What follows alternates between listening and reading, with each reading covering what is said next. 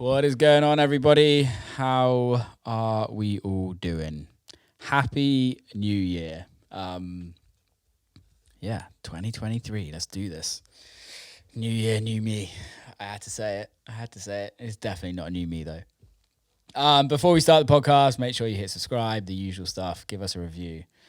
We have got hopefully got some interesting things that's happening with the podcast this year. I will explain more when I can talk more about it openly. But yeah, we are in the process of working with a bigger company to help grow the podcast, which is amazing. But yeah, hope you had a great Christmas and a great New Year and some good time off with your friends and family. And it's podcast time, so we're back on the grind. This week on the podcast is a good friend of mine called JoJo Walker. JoJo is a club booker. She books at Brooklyn Mirage for the underground dance events. She books all of the Avant Gardner shows for underground dance. She also is an artist manager and has been doing it for a long time. I initially met her during the Halcyon days, which was a club in San Francisco. She launched the venue with the partners at the venue and was booking the club. She used to book me there. And we just built a relationship from there. She's an amazing person. I love talking to her, and I really enjoyed this conversation. I think it's really insightful for anybody that's trying to get into the industry and trying to either work in the industry on the industry side of things or try and become an artist that gets booked in the industry. So without further ado, JoJo Walker. JoJo, what's cooking? Hey. How are you? Yeah, I'm good, thank you. Yeah. Just, in very cold, wet New York at the moment. I was there like 2 weekends ago for a wedding, and it was pretty cold. Oh, for Carlos's wedding? It's for Anthony's wedding. Carlos was there. Which Carlos are you talking about, though? Sid. Oh no, I'm talking about somebody else. Not Carlos's. No, not Carlos's wedding. Anthony, a vision. Do you know a vision? You know a vision. Yeah, of course you do. For his wedding, and it was the fucking. How was it? It was the wildest wedding ever. Like, I've never been to a New Jersey wedding. Have you ever been to one? I can imagine, though. Fuck me. He had LED screens at his wedding. They had like CO2 cannons. It was like the wildest thing ever. Who DJ'd? That's always my first question when it's a DJ's wedding. So he has a DJ company, like a wedding company. So those guys, side hustle. Those guys did the wedding, and then the after party was Victor Calderone, who's his cousin. Oh yeah. Nice. Pretty legit. It was pretty legit. Techno after party. I can just imagine it's like aunties and uncles like having a rave. But Victor played like a classic New York set, so it was like all the like old like proper New York house records. It was fucking amazing. So good. Great. So good. How's New York living? How's life for you? Yeah, it's good. The city's an intense one to live in. Yeah. But it's good. I'm actually leaving here on Saturday to go back to the UK for 6 weeks. Yeah. So, I'm going to miss it terribly. It's very much home for me now. So I've been in the US 6 years now. So it's the best city in the world. I love that place. It makes dreams and breaks dreams. Yeah. But like the hustle of everybody that's here is that they're here to make their dreams, you know. There's definitely a specific hustle of people that move to New York. So well, I think the thing with New York that I find is that you have to hustle to live there. Whereas like LA, I know this is not the case, but in LA it feels like nobody works. Whereas in New York, you have to work. Yeah, everybody's getting like a green juice and taking a yoga class in between kind of thing, you know? Which I am all about. I still do that here, but I do it like very early in the morning and then crack on with like a 12-hour day, you know? Yeah. I love it. I miss living there. And if it financially made sense for me to live in New York, I would live in New York. But sadly, it doesn't at this moment in time. No, I mean, it doesn't make financial sense, I don't think, for many people to live here. It's definitely a lifestyle choice, and you compromise on space, that's for sure. Massively. I mean, but since I would say I've been here 6 years. I had like a year back in the UK during the pandemic, so it's 5 really. But when I came back, like last summer, like the summer before this one in 2021, my rent has gone up went up like 25% this year from when I first moved back. Yeah, I've heard it's got crazy, and like there's no like rent control either. It's wild. Like in San Francisco, it's everybody's in rent control places, so you're kind of protected. But the thing with New York is people don't leave. Like especially if you're New Yorkers, so if they are in rent control, they stay in rent control and they pass it on in their family. Yeah, exactly. You just add someone else onto the contract. It's a mad scene. Yeah. Yeah, it is. Not many people own either as well. It's just hard to get on the property ladder here. Everybody rents. Well, I think it's because it's so fucking expensive. Let's be honest. Yeah. Like how much is like a 1-bedroom apartment in Manhattan? Well, funnily enough, I have been looking recently. So a one bed in Manhattan is about the most affordable is about 1.25 mil. Yeah. What about Williamsburg? And then not far different. Yeah. Bushwick, which is like the area being gentrified like at the minute. You can get something for about 400, 500 grand. What, a 1-bed apartment? Bargain. Yeah. That's gone down massively then. Yeah. Because I had a kind of a friend of a friend. He bought in Bushwick 2-bed apartment years ago, and he bought it for $850. I think he lost quite a lot of money on it because he sold it during the pandemic. Yeah, I mean, 2 beds. I'd probably say it's for about $650 now. Yeah, I thought it would be, obviously that's a lot of fucking money, but like... You see, your brain gets skewered because then you get into New York mode and you're like, oh, bargain. Yeah, and then you look against the rest of the world and you're like, no, this is really expensive. Well, also, I'm in Detroit mode. So Detroit mode is like, you can buy a house for Monopoly money. Yeah, absolutely. Like for $650, for $500,000 in Detroit, you can buy a mansion. And I think that's the depressing thing. If that's the thing, though, people hear that you're spending that money to be in New York, and New Yorkers will argue to the death that to live in New York, like it's worth it, you know. Well, it's also an investment. If like ROI, like it is fucking a great investment. New York property prices, just like every market goes up and down. However, it will always go up. It's not like you're buying into a city that that you don't know the infrastructure of what's going to happen in the future. Like, look at how much Austin's gone down in the last like few months after COVID. Like it went up 40% and now it's gone down massively. I look at property a lot there because I was thinking of moving there in January, and it's mad. So apparently, I don't know if you've heard this, but apparently Dallas is now the spot. Fuck that. I love Dallas, but I would never want to live there.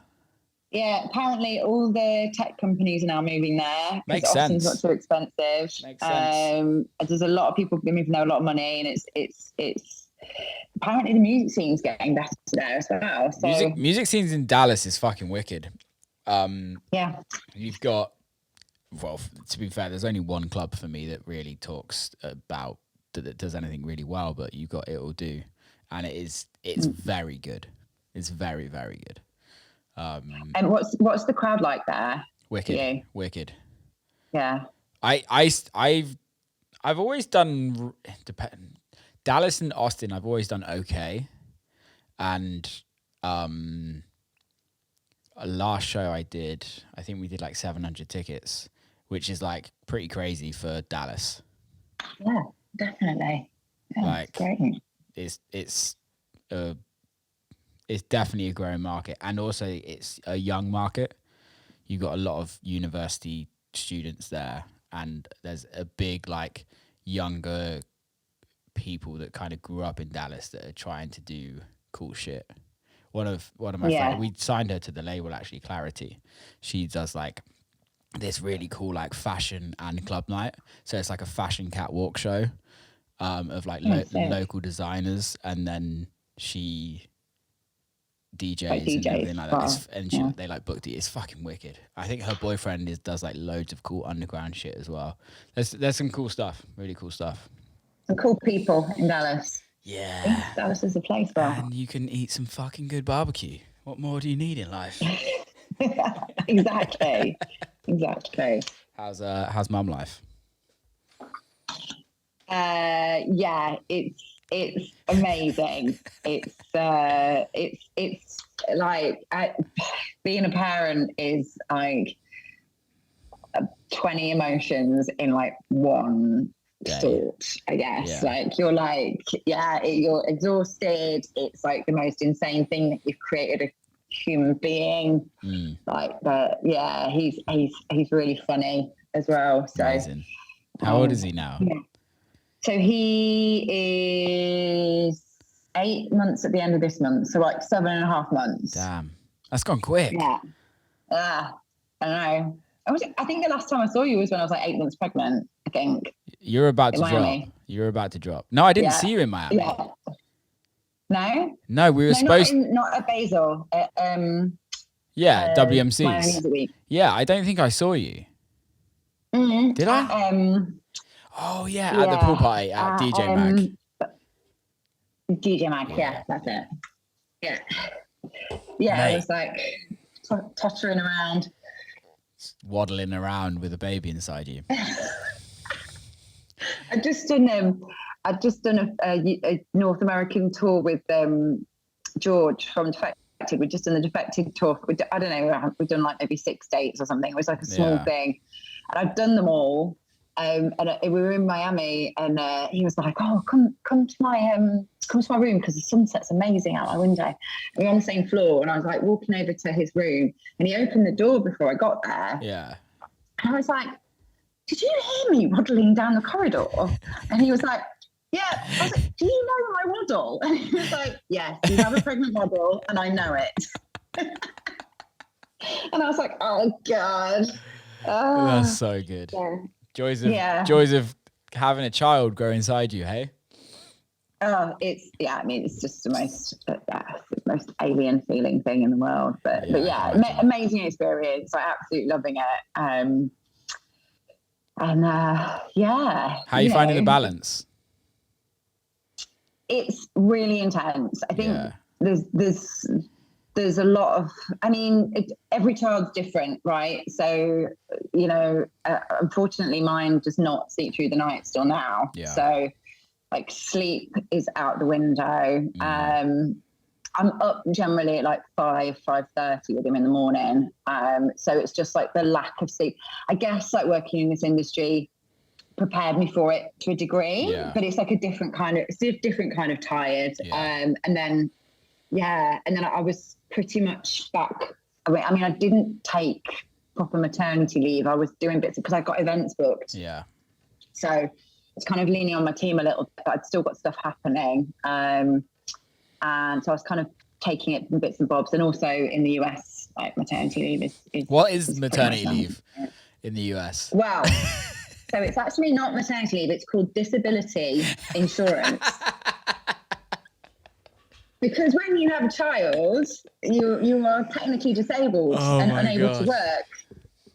So American. Fucking love America. So you get between 8 and 12 weeks.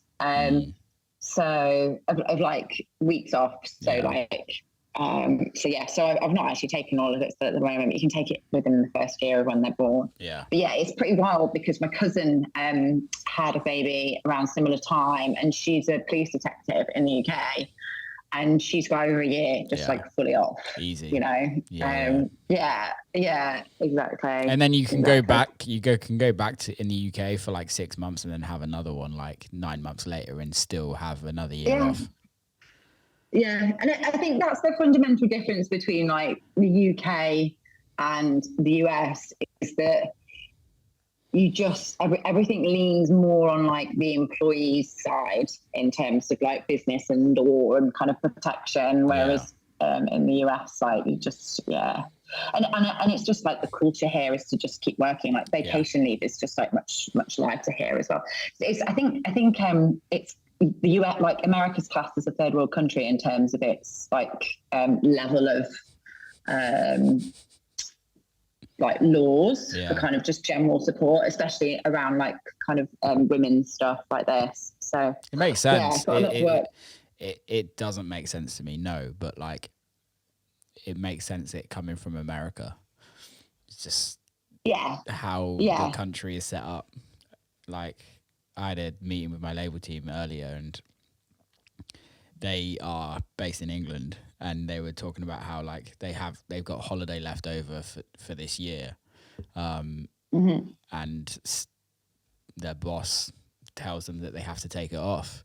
And Ryan was like Ryan, who's my manager, obviously, you know, he was like, that's wild to me. He's like, we don't get that in America at all. It's like on vacation or holiday, you literally like still are expected to work. Yeah, 100%. Yeah, it's wild. It's really unhealthy. And like speaking as a European that's been based over here, it's like been like a big adjustment. I mean, I am a workhorse anyway, and I kind of lived for it, but it's very hard to get downtime. And then I think add on top like the fact that we work in nightlife events that don't stop just because you want to take a bit of time off as well. So it's very difficult. You have to be quite firm with not checking things. And that's all about having a good team around you as well, so people can pick up stuff. That's the thing. That's the thing, is having a good team. And I think I like to hope slowly we're all learning about that, is that it's like it's actually okay to switch off and take time out. But the thing that I don't take holiday. I took a week. I took a week off 2 weeks ago. Went on holiday with my family and was sick the whole time of it, and then had to fly to New York for the wedding and was still sick at the wedding, and then flew back and was back at work. But like, I think it's that thing of like going on holiday. I think the fear that when I speak to a lot of my friends that are employed, they go on holiday for a week and then they come back to 2 weeks worth of work. And for me, that just makes zero sense. I'm like, that's not, and I can't remember where I heard it, but I think there's like some like companies because in like Europe, holiday is very strict. Even like more so than in the UK. But where like these German companies, when you have holiday, they put your email on holiday mode and it literally responds to the person going, this person's on holiday, your email is going to be deleted from their inbox, please message them next week. So it literally deletes. So like these people aren't coming back to like crazy amount of emails and crazy amount of work. That's amazing. I know. It puts it back on the person that's trying to contact you. How amazing is that? That just happened here. My phone would just blow up with people thinking they've got urgent things to contact me on my WhatsApp. Oh God. Yeah. It's you're right. It's the anxiety inducing thought of, if like, it's easier for me to just keep an eye on a few things and like manage it as I go than it is to like leave things. And I just think there's a fear. I think in our industry across the whole, there's like from a promoter's perspective, and I'm sure from an artist's perspective as well, there's a fear that you're going to miss out on something. Like an artist might become available for a show and they need an offer before like a certain date, and there's so much stuff just happens like momentarily that I think there's just always a slight fear of that as well. But you're right. It takes a lot of strength to be able to just switch off, and we need to do more of it. And I think it's more about other people respecting that as well. You know. Yeah. It all feeds the wheel. Yeah, I totally agree. I think it's also, I think it's because we're so involved in what we do on a daily basis. It's not like a normal job. Mm-hmm. And this is no disrespect. I don't know what a normal job is, so I can't speak for them. So I can only speak for myself. Neither. So this isn't me being disrespectful to people that work normal jobs, whatever a normal job is, but like a 9 to 5. Like ours is 24/7 purely because we're mostly working with people on all time zones. And generally people that we've also, a lot of it there's layers of personal relationships in there. So it's people that I would like, I'll text with you as like a mate, but then like would slip into like a work conversation as well. Do you know what I mean? That's just standard. Which is also a really weird relationship. Yeah, well, yeah. So normal to probably you and I, but probably taking a step back if like, Because if you think about it, it's like and I say this all the time, there's people in the music industry that I deal with on a business side of things that if I wasn't in the music industry or if I stopped tomorrow, I wouldn't speak to anymore. And then there's people in the music industry that I would class them as my friends and I would check in with them occasionally. Or there's some people that I speak to every single day and they're my actual friends. But there's still some sort of level of business of relationship. And it's very, how do you balance that? Because I think before anybody, like I know we've not gotten into what you do, but I know what you do. So we can talk about that in a bit. But like, how do you balance the relationship between pleasing friends and helping friends to get their needs, but also you getting what you need out of the business side of it? Yeah. Well, yeah. I mean, sorry, that's somehow just come through again. Fucking notifications. Oh, hold on a minute. Let me figure this out. You might need to cut this, but it doesn't matter. We can just let everyone know how you failed to turn your notifications off. How inept? Yeah, it's because I can't switch off from it. Obviously. Do you need to respond? It was a promoter. Oh, tell him to fuck off. Who I have it's just a promoter. Half a friendship with. So yeah, I mean, listen, I'm a sociable, friendly person anyway, and I guess like the hospitality side of like the industry is something that I know is really, really important, and it's something that has helped me on my journey. So it's never really a chore. And people that I communicate with regularly know that I like them. And if I'm not communicating with somebody, it's because, you know, they're not. I have a fairly strict kind of approach in the type of people that I surround myself within the industry and do business with. Yeah. Because there's definitely different categories and types of people and how they do business and how they approach things and stuff. So yeah, I think it's a bit like if you've got my number and I'm chatting to you, it's because I want to, and then you've got access to me and vice versa. So it definitely doesn't feel like a chore. And as I say, like it's all mates, and I think we're really lucky that. And it's a really small industry and everyone knows everyone. But yeah, I think we're really lucky that there's just so many good people, and it's similar minded people. I think that's the thing, is because a lot of people are in this industry because they're passionate about music. Yeah. They're passionate about what, you know, from my side of the event side of things, like the experience that music brings people together to have, and the community around that. It automatically means that you've got a lot in common with people, and you know, in terms of like your core, like a lot of the time your core values and beliefs and how you kind of live your life anyway. So I think it also goes back to that hustle thing, isn't it? Is like what you were talking about living in New York, where a lot of people can relate by living into New York is you've got the hustle. It's the same as the industry. It's like you don't come into this industry earning good money. You come into this industry at the bottom of the pits, and you have to work your way up to get to wherever you want to get to. And the only way to do that is by putting the fucking work in. Yeah, absolutely. It's not for the faint-hearted at all. And I think there's a mutual respect amongst people in the industry across the board as well, that we're generally all, I mean no one's in this industry because it's got guarantees, that's not why you do it.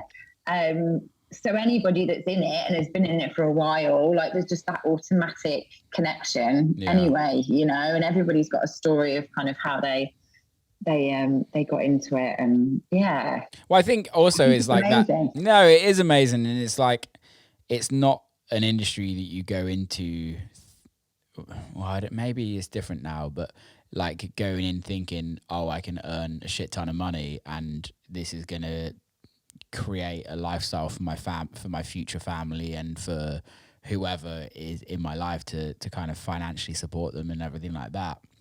Yes, there are people that are that successful. However, for me, I feel like it doesn't start with that. Whereas like if you wanted to become a doctor or if you wanted to become a lawyer, at a certain level you are going to make money. Whereas there's in this industry, there's people that are still there's no like guarantees of what you're going to achieve. Well, no, and you can hit the like peak or top, and then it's about sustaining it as well, right? So you could be earning amazing money for a very short period of time, 100%. Or then you can stay consistent with it. You must have seen that as a booker, where you've seen hundreds of artists, where at a point they are extremely expensive, they are worth a lot of money, ticket value, and that lasts not very long. Yeah, it's an interesting conversation between booker to booker, or talent buyer to talent buyer in US terms, when we talk about shelf life of artists. And there's been many times where we've taken friendly bets on whether someone's going to be.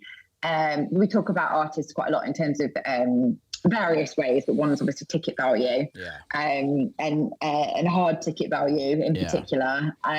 So just because we book so far in advance, like I've been talking today about the festival that we own here in New York for next year, but we're also talking about the following year from that. So that is September 2024. You need to be thinking about like, and you don't know what music they're going to release, what other festivals are going to be booking them, what other shows they're going to be doing, what, opinions they might have on their social media, or whatever other factors, kind of play into someone's popularity between now and then. So it's really interesting, and you do see it, and sometimes it's surprising. And there's no secret sauce, because if there was, then we'd all be bottling it and selling it, I think for me, that's like, let's just use Chris Lake, for example. Like Chris, and I've discussed with him on the podcast, like Chris has had 3 careers in his one career. He had his days when he released Changes and kind of founded deadmau5 and was kind of brought deadmau5 through, and then kind of had his moment. Then he had his EDM days, and now he's at the Chris Lake of where he's at. Like during those times he sold tickets and then he didn't sell tickets. It's the same for me. Is like I'm on a much smaller level, but like when I first came through on Dirty Bird, I could sell a few tickets. Then I had a down period of where like I was a bit confused of where I wanted to go as an artist, and I couldn't sell tickets. And now I can, in a few places, sell a few tickets. Like, it is very interesting on how you have your peaks and troughs as an artist. Yeah, I mean, that's got to be pretty hard on your mental health as well, because it's something that it's a feeling. I'm sure that it relates to a feeling of worth as well. Like, in terms of what individual artists are striving for. But and like, I think that's amazing for Chris Lake to have had. No one wants to see like seeing an artist evolve is the coolest thing. Yeah. I love it when artists have fans that have stayed with them from the start as well. But yeah, I think it's amazing to be able to do that, and he's still, a festival headliner level act, or anchor act, as I would call it. So he's a great example of how people kind of. But yeah, there's no secret sauce. I think a lot of it is to do with strategy, people you've got around you, timing, what else is going on in the world, what else is going on with other artists, and all sorts of stuff. Yes, it must be really like, I actually would love to do what you do for a bit, or like have a part. Right, let's just cut to chase. You book artists to play in venues. Like, so I met you initially when you were working with Halcyon in San Francisco. That's when I believe the first time we met. I think so, yeah. And I played for you many of times at Halcyon. During the good old days of Halcyon. I loved that place. Had some good fun times. And now you are at Brooklyn Mirage. Yeah, correct. And what else do you do? Because I know you do other things. Yeah, so I mean, I originally started out in management. I worked for Shine Management, who predominantly do like Harry Chandler's management. So that was like my first job in the industry, and then I moved. I had an events background anyway. I actually was trained as a TV producer. Like, really? That's what I did at uni. Oh wow! Yeah, I actually was a researcher and. I was like a studio floor manager for The Apprentice. Is this your claim to fame? In the UK. Yeah. Wow. Yeah. Did you meet Sir Alan Sugar? Yeah. Wow. How was he? Helped him rehearse his lines. He didn't let me know that he knew my name for a good 6 months. Wow, what a dickhead. And I was working with him one-on-one. Yeah, the TV industry is terrible for like hierarchy and power plays, and I didn't like it and I got out. But I fell into events from there, which is why I ended up doing event stuff in the music industry ultimately, because it's just kind of like my comfort zone, I guess. Yeah. I love creating experiences for people and seeing people having an amazing time. Like, that's like, my bag. But so Halcyon, we launched in 2016, and then I founded a little festival in Hawaii, which I did the talent for as well.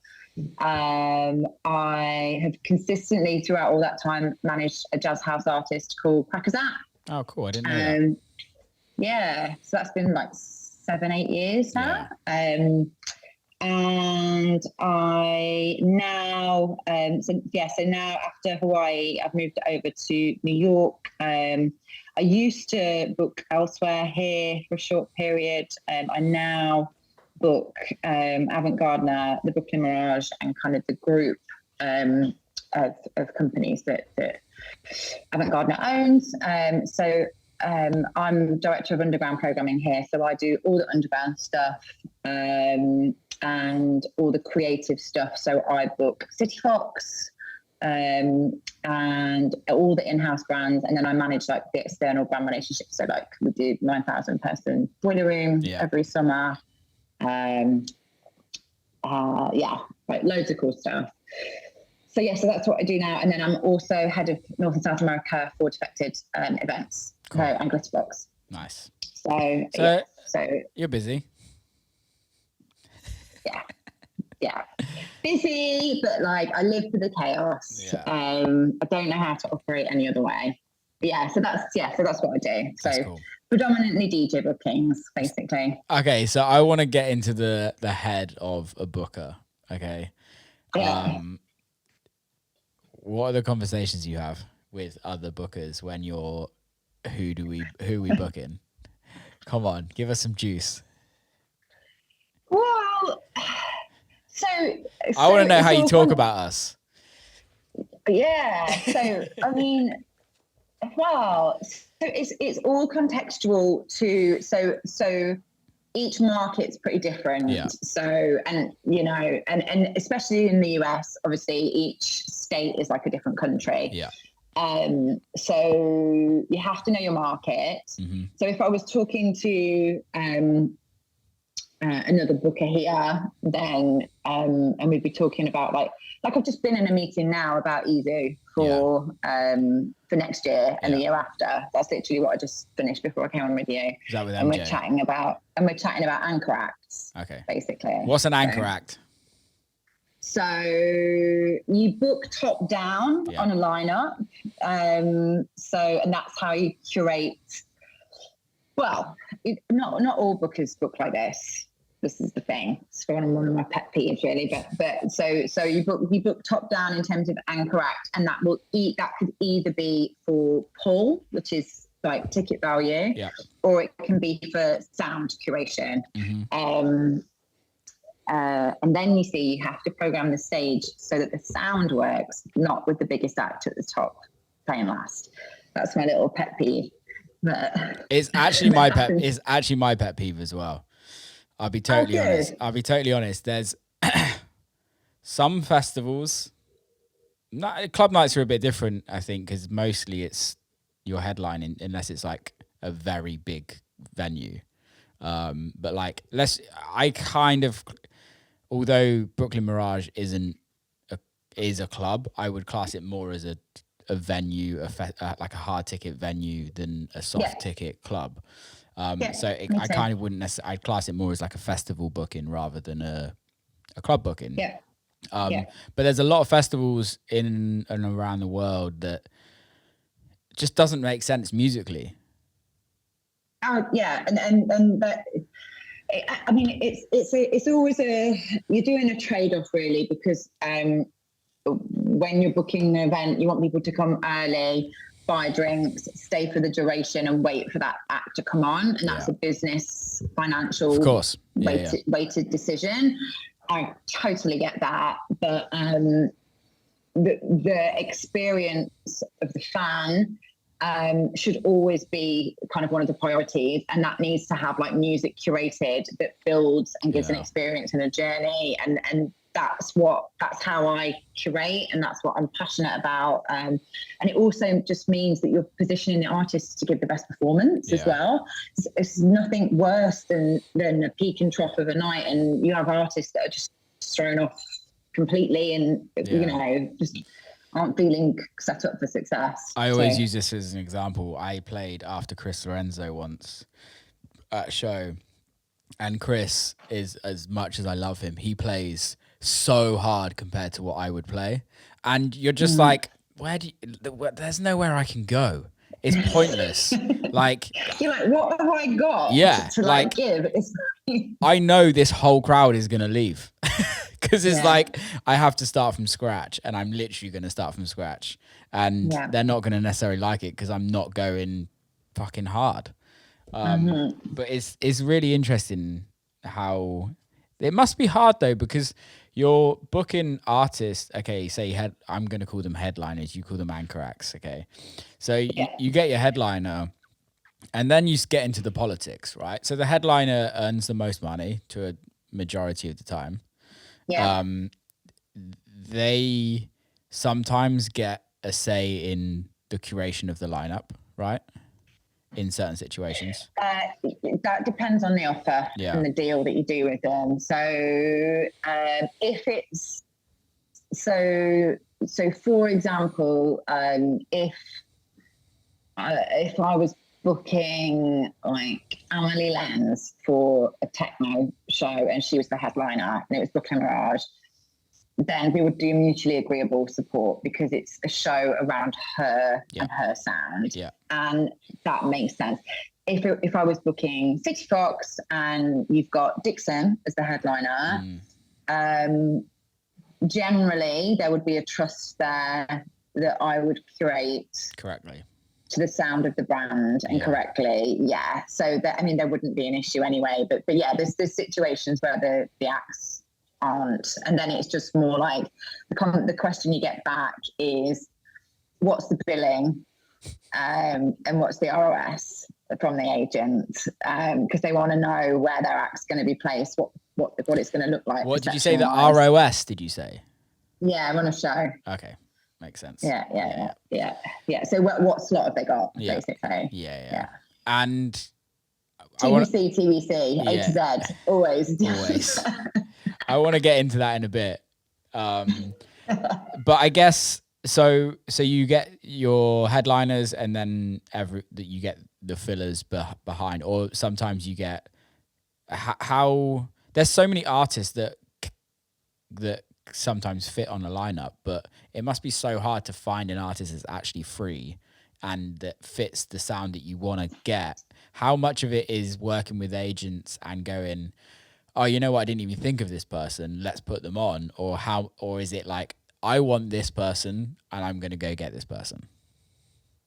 So I work generally to the latter. Yeah. And to do that, you have to be organised and early. Mm-hmm. Our underground, like my area of like specialty, like underground house and techno, generally is more like last minute Lucy with bookings. With a venue like this, you can't be. I'm competing with. We've got an EDM booker and a live concerts booker. Concerts is like full tours that get organ. They've got like full touring teams, so it's not just one band, thank you band with like one DJ on. It's the whole situation. So you have to be super organised. So I mean, so I have very different conversations now with the venue that I book now compared to say when I was in the Halcyon, literally in the Halcyon days, because a 400 cap club is in a secondary market of San Francisco is never the anchor date for an artist to come and do a tour. Yeah. Whereas Brooklyn Mirage generally is the anchor date. Yeah. So I'm in a privileged position now for the most part where I can, if I'm early enough, then the agents will then build the tour out around the New York show. Yeah. Is your favorite word anchor?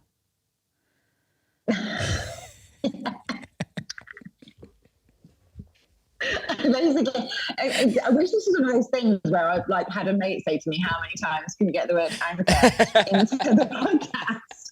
But it's genuinely not. Oh, sorry, I interrupted you. Carry on. Like when people are like, see if you can put the word pineapple into the podcast.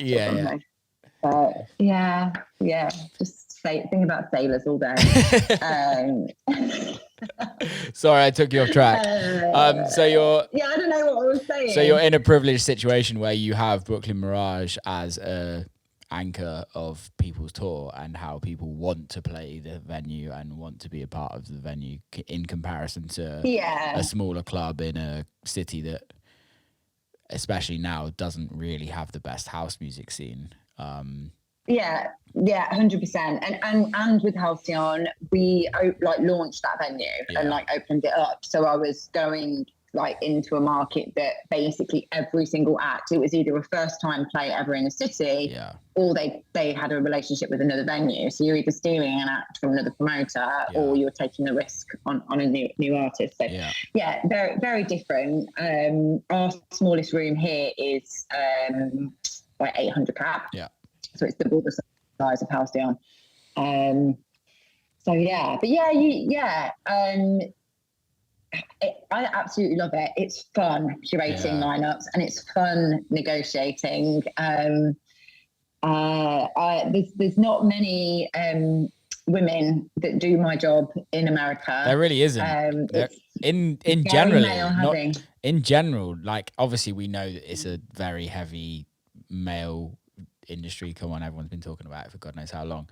But I think especially your role, I don't know many other female bookers. I know there are, but I don't know off the top of my head. So there's Leslie who does stuff in Ibiza. Yeah, I was talking about in America. But in America, you got the Leslie and all of the Ushuaia and the high people. Most of them are women. Yeah, Jodie, etc. Gabby, They're all cool. Yeah, no, I don't think I know another female booker in the US. There's something about it though, and this is what I always said with Halcyon when you guys first opened. That was a club ran by 3 women, pretty much. You, Rhea, and Gina. Gina. Oh my God, she's gonna kill me. She is gonna kill me. She's gonna kill me. Sorry, Gina. There was just something about the vibe that having 3 women run a venue gave off, and it was just like such a homely vibe going to play that club. Did you feel nurtured by us, Will? I did. I really did. And like, you don't get that with guys. And like, I'll be honest. Normally like an old dude sat in the corner. Like scratching his fucking ass in the corner, drinking a pint. And it's, or like doing lines in the fucking bathroom. And you're just like, oh, come on. But it's like, I always said that about that venue.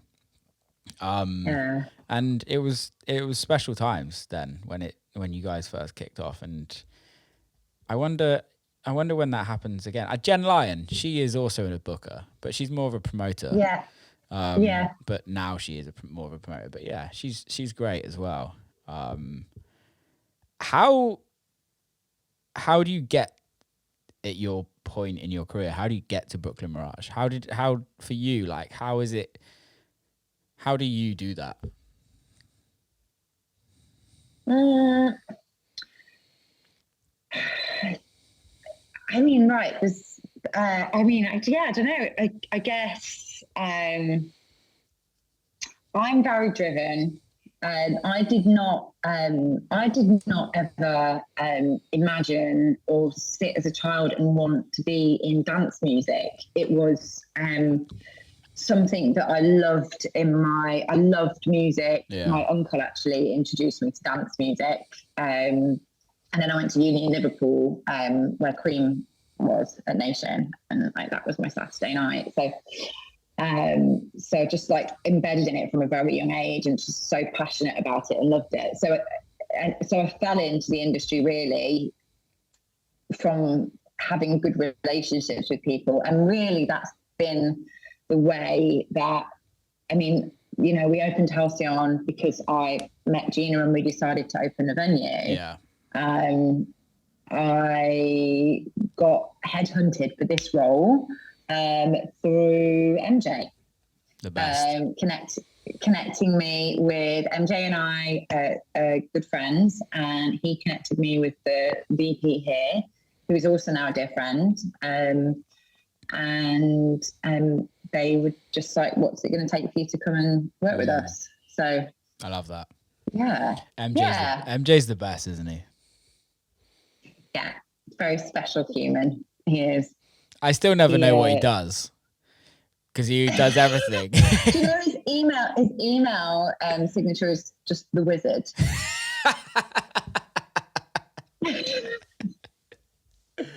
I'm going to start calling him that now. So good. Yeah, you should. He'll love it. He'll absolutely love it. That's so good. I didn't know that. Yeah, I had him on the podcast a while ago, and he's an amazing human. I only got to know him during COVID. I didn't know him before COVID. I didn't have a fucking clue who he was. Like, I literally, like, and Ryan obviously knew him, but like when Ryan and I first started working together, he didn't mention MJ or anything like that. It just like all of a sudden popped up. It's like, MJ's the man, and we got talking, and yeah, he's amazing. We during the pandemic, he started a little business called like a health website called Planty, and I ended up being an advisor on it for about 6 months. Really? Yeah. I love his. And you know, it was amazing because him and I were on calls together like every day. Yeah. You know, so it was great. Yeah, it was just funny because he knows everyone as well. You know, he knows absolutely everybody. So he's the quintessential of New York hustle. Immigrant New York hustle. Like obviously his family's from Belarus, but like you grow up with that immigrant mentality of just fucking hustle. Yeah, no, absolutely. Absolutely. And he's another person who is just always on, always thinking about things in different ways, always pushing, always making new relationships. Very happy to introduce you to anyone and everyone. And him and I definitely feel like kindred spirits. We operate in a very similar way. And I respect that in him massively, you know. Well, I think there's gatekeepers in this industry that are willing to open the gates for people. And he's one of them, like yourself as well. And there's not many of those people. I feel like there's still a lot of people that just want to keep those gates open and hold a bit of power, which is sad, but it is what it is. It's life, and there's nothing you can do about it. But you come across the gems, and they're the people that you always want to have a relationship with, and that they're the people that you used to keep around in your life. Yeah. And I think that goes out for relationships outside of the industry as well, right? 100%. But yeah, I mean, that's what I was saying when I was saying earlier, there's certain, there's definitely a way that I operate, and then I generally circulate with other people that have that mentality. I'm very pro innovation, very pro progressive thinking, very pro inclusion of all levels of team members in decision making and thinking, and definitely don't think that I have the right answer, the majority of the time, and just want to have fun and create cool shit, with other cool people. Well, I think it's also it's about taking the ego out of it, right? And it's about being able to just step back and go, you're in the position where you're at because you've worked hard and you're good at what you do. You don't need to prove to anybody now. You just need the end goal to succeed, and you need to do whatever it takes to do that. And whether that is take advice from an intern, we'll take advice from an intern. And there's no 100%. I mean, the interns are the ones that are going out night after night after night. Yeah, you're not. You're fucking looking after your child. I'm tied to my home from 7 p.m. Yeah. And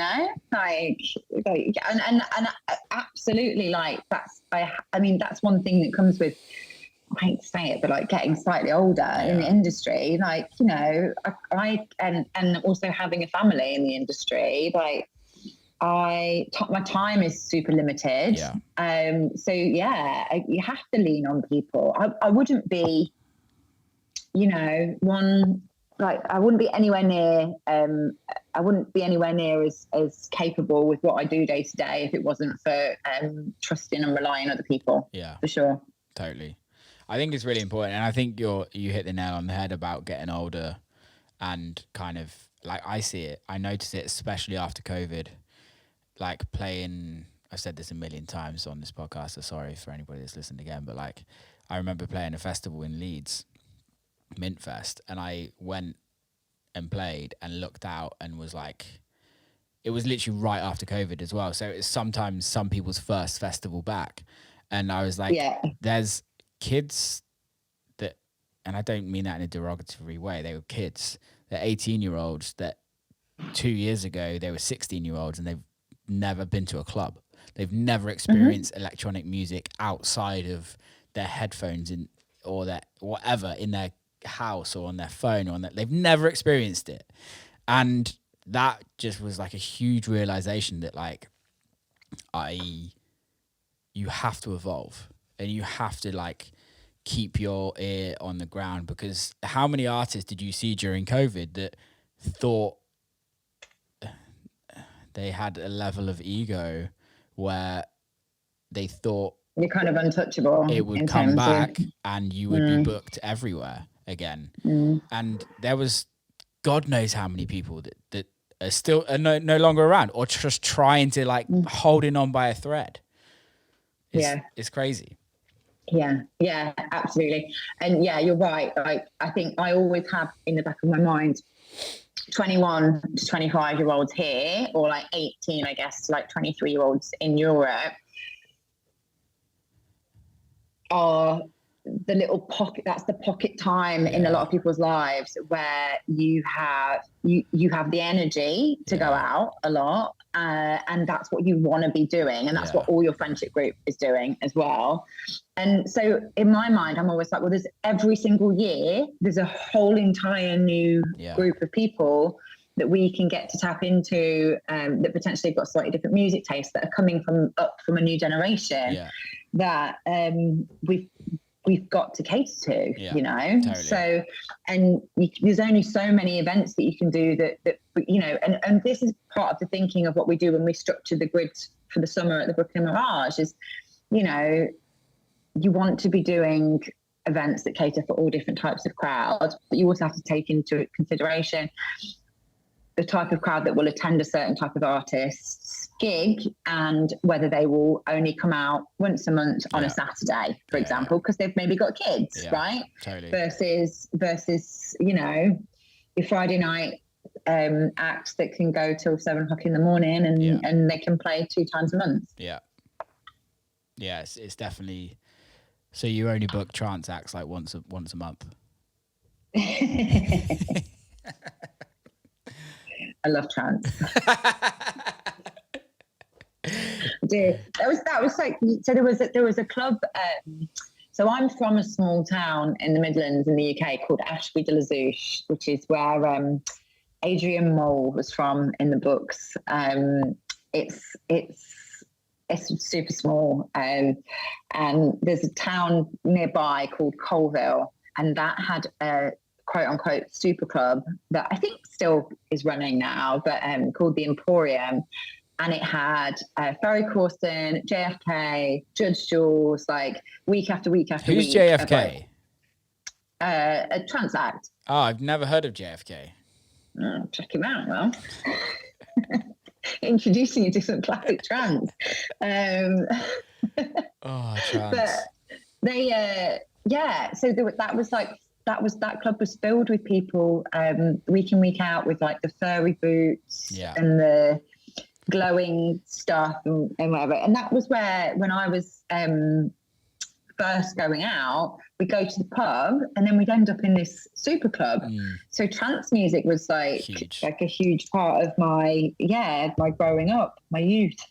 So yeah, and actually, you know, trance music is present in a lot of the popular labels and acts of today, just presented in a very different form. Oh, 100%. Look at Afterlife.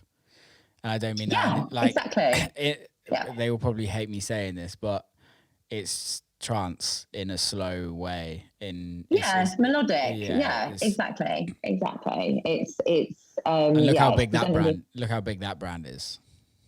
Yeah, absolutely. Because it's trance made sexy. Yeah. Sexy people with the money, they all want the tables, you know. Well, I think it's also demographics, right? It's also like who the DJs are and who do they hang around with turns out to be the demographic of who turns up to see them play. I'm a firm believer of that.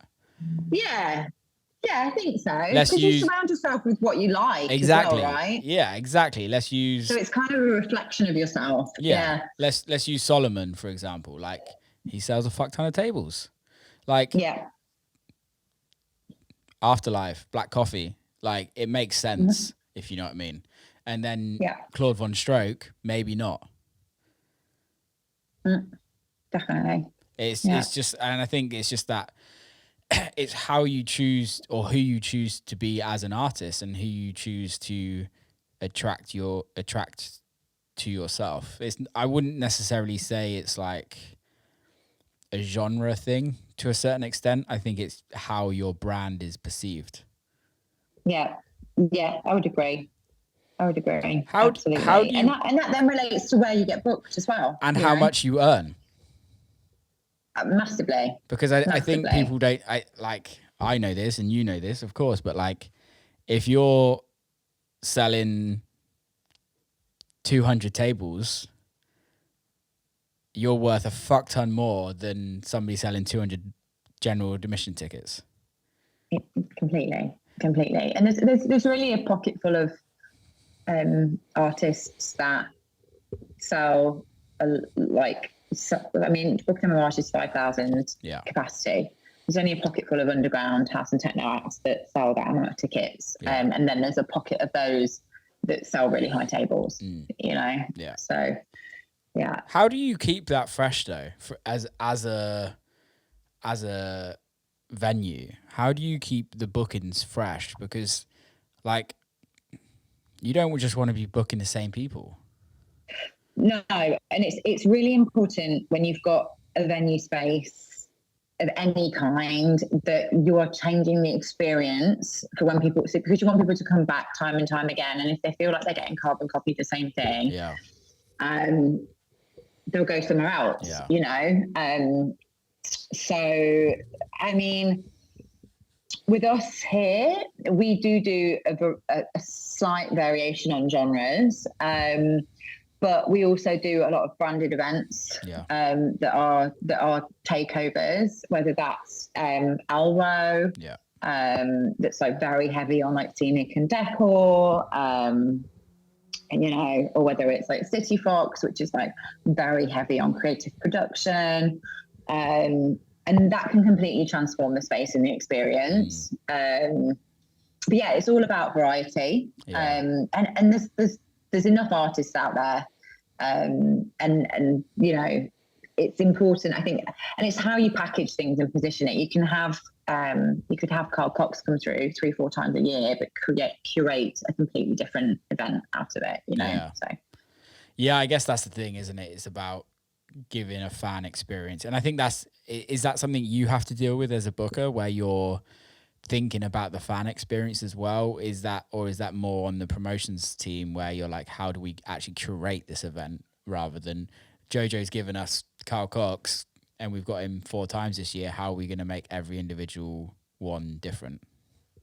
So no, the curation and the creative is all on me, and then I will pass it over to like our marketing team for them to tell people about it, right? Or I'll pass it over to our production team to actually like make stuff happen. That's cool. But yeah, the idea.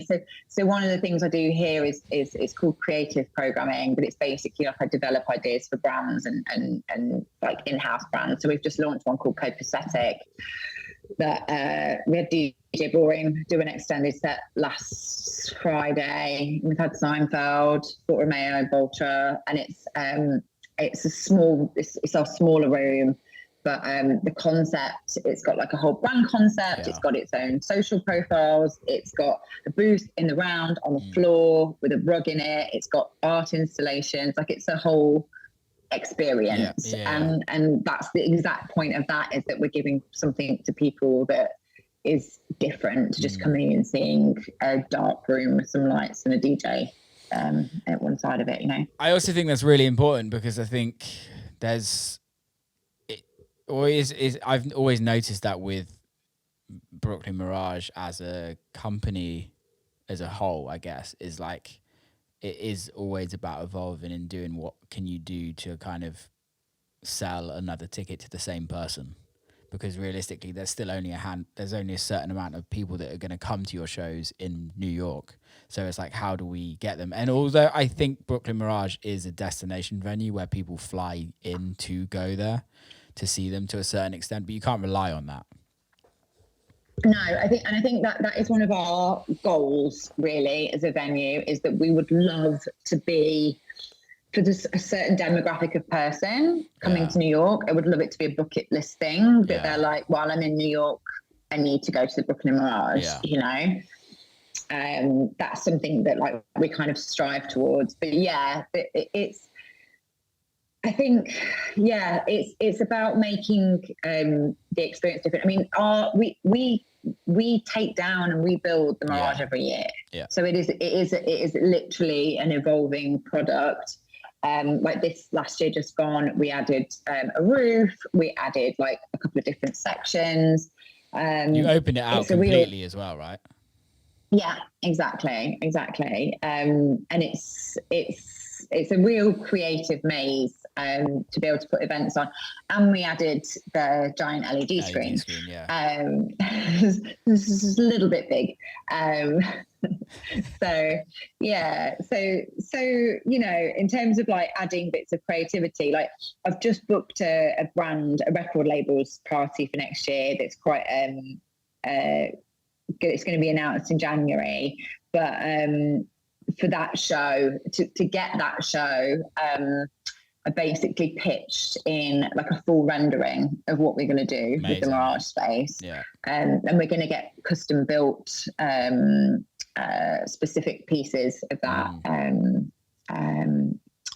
built off site and then brought in, you know. So there's a lot of thought goes into it, and we're in. I mean, it's I say this role for me is great because I get to be super creative with, and actually get to make all these cool things happen. You know, we've got a scenic director who he works with Maya Moria and All Day I Dream, and is super creative, and he takes my ideas and brings them alive. So I love that. Yeah, I love cool. that. It's really important as well. I think it is really important. I don't think gone are the days of dark, sweaty clubs, but when you have a venue as big as Brooklyn Mirage, you have to create a fan experience that gives people that tickets are expensive. So it's like, what am I paying for? And I think you have to give value for money in this day and age. I mean, in New York now, I know a drink is $20. Yeah. It's wild. Like a drink pretty much, if a cocktail anywhere is about $20. A glass of wine is about $20. A beer is over $10. Yeah. Like standard price. It's wild. And like ticket pricing, I mean, it's a real sensitive time for ticket prices at the minute, and it's really hard to try and make things work. It is expensive. You know, we're really trying to work hard to work ways around that. Like for Copacetic, we've been doing packs. Yeah. So we can do it cheaper if we know that we're selling it at mass. And we do like special like free lists and different things. But yeah, it's really hard. It's expensive to go out to a show these days. Just because everything's gone up in price so much. Yeah. So there's no like wealthy part to take the money from. You know, and I think also you got to be realistic as well. The DJs you're booking in the big shows, they are expensive artists, and I think it's now kind of turning around to a certain extent. You might be able to tell me if I'm wrong. That kind of gone are the days where the artist gets screwed over and everyone else makes more money than the artist. It's like now it's like it's an even playing field, and we know. You, as an artist, you know your value to a certain extent and how much money is going to be made. Yeah. Well, and the deals that get done at this level, generally you do a deal where the artist takes like profits from like the ticket rev. So everything's on the table, you know, and everything's very transparent. So. Which is perfect because we're a hard ticket venue, so you get to see your ticket worth, which is really valuable to an artist as well. But yeah, I think there was wishful thinking during the pandemic that DJ fees might go down, and actually everything really went up. Well, I don't think they necessarily went up, but I think what happened is that the divide between the bottom and the top became more apparent, right? Yeah, I mean, I'd say that. I think now, like, flights are so expensive. Like, just to travel, to tour is so expensive. Like, artists have to charge a bit more for it to make sense for them to leave their homes. Yeah. And I totally get that. It's a really tricky time because unfortunately it does end up getting put onto the ticket price, you know, because to make the events happen, it's just impossible otherwise. But yeah, artists do know their worth. Again, like, because we're the biggest venue in New York that's doing what we're doing, we're really the kind of price setter in the market. Yeah. So I'm very wary of that and try and protect kind of the other venues, the smaller venues in the city somewhat, because it's important that you know, we all help each other. Well, it's how culture is built, right? And New York forever had an amazing culture of clubs, and I think there was a period where it kind of got lost a little bit in the EDM days when you had all these clubs in Manhattan kind of pop up. Yeah. Well, and I mean, listen, Manhattan and Brooklyn are like two separate cities, and they're like, I class them as separate markets. Like there's a couple of VIP clubs in Manhattan at the moment that are paying quite high DJ fees compared to what we would pay for artists because they're bottle service clubs, right? And I'm just like, go take the check, do the gig.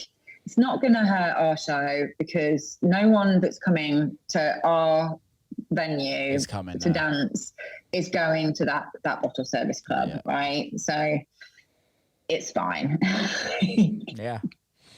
And I think it's amazing that you have the knowledge to allow that, because I think there's a lot of people that wouldn't, purely because they want the exclusivity of that in their venue. Yeah. I mean, I've tried to fight that. I mean, do you know what? A lot of agents that will just do it anyway and not tell you. It's better to know, and you know, and I think if you approach things like that, then everybody's a bit more transparent with each other, and people don't take the piss really. But yeah, New York in general, like Brooklyn's very different to Manhattan. It's its own scene now. There's a lot of amazing venues here. There's a lot of really small venues. Like nowadays, it's got like a whole community and its whole residents and stuff, and it's doing amazing stuff. There's some great spots. So very proud to be part of it. I like elsewhere. I really have fun there, playing there as well. Sometimes it's always a good vibe.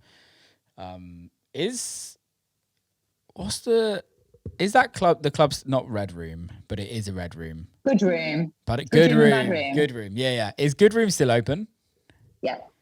That was a fun club. Yeah. See, that's only like 200 packed, I think. A small little club. Yeah, but it's fun. Yeah, super fun.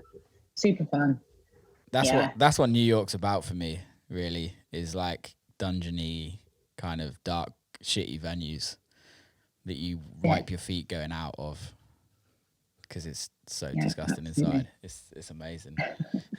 You're not going to be able to tell me this, but I want to ask it. I don't want to know who, but what's the most money you spent on an artist?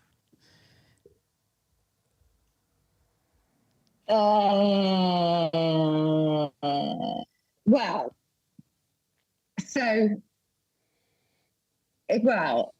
for a show, or like I've done like sort of semi-residency deals, right? No, so like you for a show. Me like for one performance. Show, yeah. It's let me think about this. It's well, there's definitely, I can think of a few that's been in the 300 grand range, but I'm trying to think if for one show I've done up to 500,000. Have you really? Like up in that range. Wow. Yeah. That's amazing. Yeah. That's amazing. Yeah. How do you get to there as an artist from a booker's perspective? Because you're a booker and a manager, right? And you've worked on both sides. You work with agents on a daily basis. Like, you know the ins and outs of the industry. How does an artist get to that? If they're like brand new artist, I want to be earning 500,000 in 10 years' time a show. Mm-hmm. What would be your game plan? So, I actually have like a bit of I've always said whenever I talk to you about it, there's like when you're starting out, there's 4 main things that you have to consistently work on to progress forward. Yeah. Like one's your music. Mm-hmm. The other one is gigs and bookings. The other one is your marketing and how you're presenting yourself and growing your fan base. Yeah. And the other one is your industry relationships. Yeah. And if you're feeding those four things all the time, and then, you know, there's a bit of luck and timing thrown in there, then that's really the best way to progress. I mean, a lot of artists that have done really well have got really good stories as well, and people are emotive, especially when it comes to music. Like if you look at Black Coffee and his success, like people feel a real ownership to his story and to kind of how he's his journey, but also his music aligns with that, you know, as well. He did 3 gigs for us at Brooklyn Mirage closing last year, Black Coffee Trilogy, and all of them sold out. You know, he's massively loved in New York. Right, he's massively loved everywhere. But yeah, I'd say it's a combination of those things and a tenacity of the individual. It's either a tenacity or that you are that intriguing to everyone else that people just need more from you. You know? Maybe a bit of both. It's tough, isn't it? Because there's no one way. Because your work ethic is higher than a lot of artists I know. You're very driven. Yeah, I would say that. There's like, for me, I'm happy to say there's less talent but way more work ethic, and I don't think that's I don't. I'm really not saying that. Yeah. I'm really not saying that to like fish for a compliment or say, like, that is genuinely how I feel. Is like, yes, I have talent, but I know I will outwork anyone in the room until I have to get there. That's the only thing. So it's a process, absolutely. Right? And I think the process is different for everybody.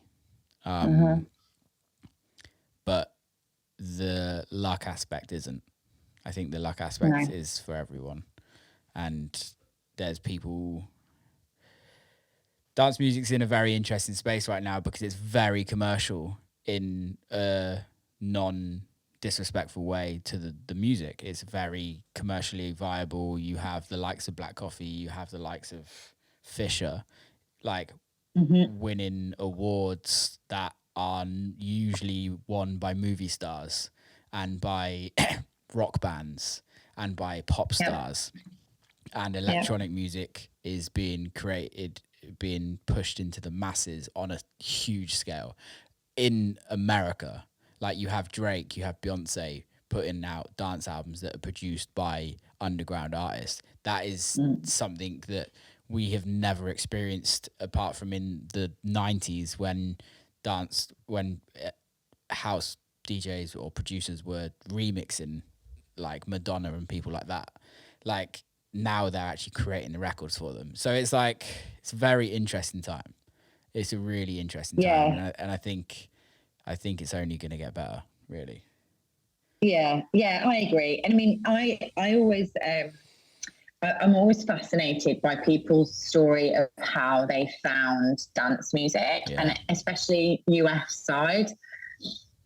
The majority of the time, the route, the pathway to kind of the good stuff is starting out with hip hop, and then moving into kind of more commercial EDM, and then suddenly discovering, you know, slightly more commercial stuff, and then suddenly you're getting into like more, you know, more of your underground. So,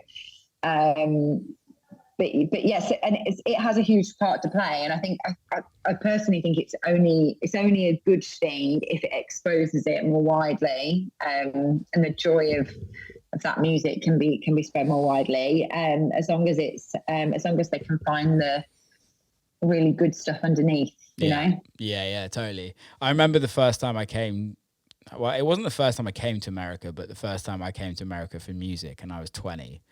And I visited one of my mates that was from the UK. He was studying at UNC in North Carolina. And like, everyone listened to hip hop. Like, it was... and I'd never even obviously I've heard hip hop, but like in the UK, we like grew up with like the biggest hip hop artists, right? Like Dre, 50 Cent, Eminem, like that kind of You need Coolio and that was it. Yeah, exactly. You know? Like 90s, early noughties classic hip hop that we all know and love. And these, like, everyone was listening to just like fucking hip hop that I'd never heard of before. And it's still the same. It's like there's like the whole mumble rap thing is like it's all a completely different culture than what we get in the UK and what we hear in the UK. So it's definitely an eye opener to see, like, in the UK where dance music is it's so in the culture of our life. It's just so there that even if it's a commercial record, you can guarantee that there's a dance record in the charts all the time. But that I think the size of the UK and the fact that we have central streams of radio stations, and that, like, Radio 1, for example, plays a huge part in UK dance music culture. There's no centralized radio stations here. Yeah. Like there's no Radio 1 in America where there's an opportunity to influence the masses. Like everything's real separated. And there's just it's just the sheer size of America that, it's just never had the same level of exposure. But dance music in the UK is just weaved into our daily culture everywhere, and here it definitely is not. It's definitely very hip hop heavy still, even today. You know. Do you book hip hop at the venue? Obviously, you don't personally, but does the hip hop ever come to Brooklyn Mirage? No. Not really. No. I so Boiler Room actually over here now are doing like electronic hip hop leaning bits, but no, we don't in general. Is that because it's more like a UK based company that, like, Boiler Room is UK, right? Yeah, Boiler Room is UK. Is that because they are kind of pushing UK grime and things like that, or is that just because that's the vibe they're going for? I think this is the direction they're going for now. Like, they booked Young MA, who's like a Brooklyn based act, and it went down really well. I think that's the direction they're kind of taking, and they're doing really well in the US because of it. Yeah, I bet. But yeah, we're our ownership is European. Yeah. So I just think naturally we lean more into European electronic bookings. You know. Well, I guess also, like, and this isn't kind of talking shit on Brooklyn Mirage, but like hip hop is so big that it's probably actually too small for bigger hip hop acts. Oh yeah, for sure. Yeah. Wild times.